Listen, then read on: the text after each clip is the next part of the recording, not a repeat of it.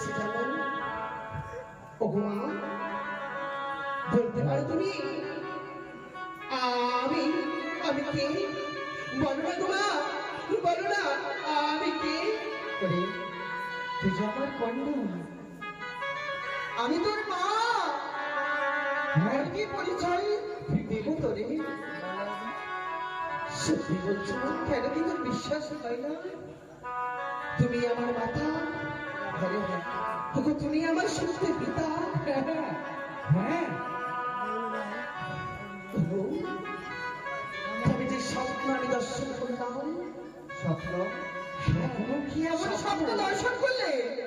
কি এমন স্বপ্ন জানো? হ্যাঁ হ্যাঁ, আমি সেই দর্শন করলাম।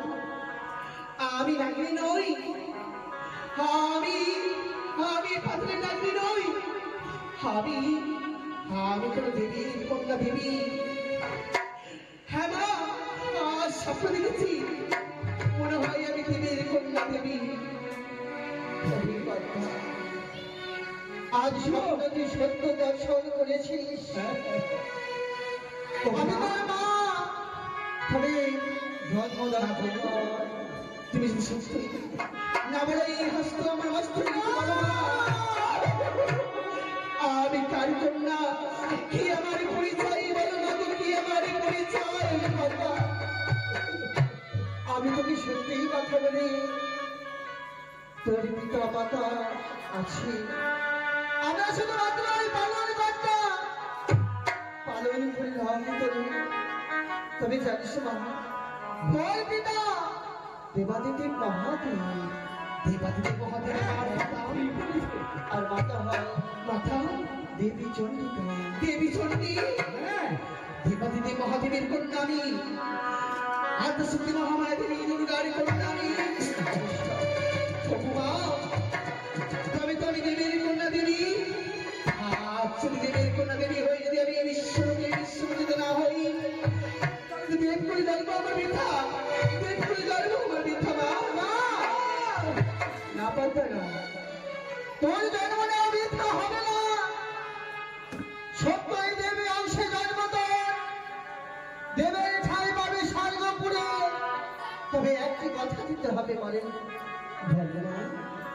আজ আমার যে যত দেবগণ জন্ম নিয়েছে, একমাত্র অভিশপ্ত জীবন নিয়ে বেঁচে রয়েছে, তাকে যে তোকে উদ্ধার করতে হবে নারীর কুলকে। সত্যি বাবু, হ্যাঁ আমি নাগকুল উদ্ধার করবো, কিন্তু কিন্তু আমায় বিদায় দাও মাগো। ওগো মা, অন্য দেবী দেবী যেমন অলঙ্কারে সজ্জিত রয়েছে, তুমি আমায় সজ্জিত করে দাও মাগো, তুমি আমায় সজ্জিত করে দাও। ওই কথা বিদায় হয় দিচ্ছে, বিচ্ছেদ হয় বিবাহ। আজ আমি তোকে কি করে বিদায় দেব? মাগো, আমাকে মনের মতো সাজিয়ে দাও মাগো। আমাকে মনের মতো সাজিয়ে দাও।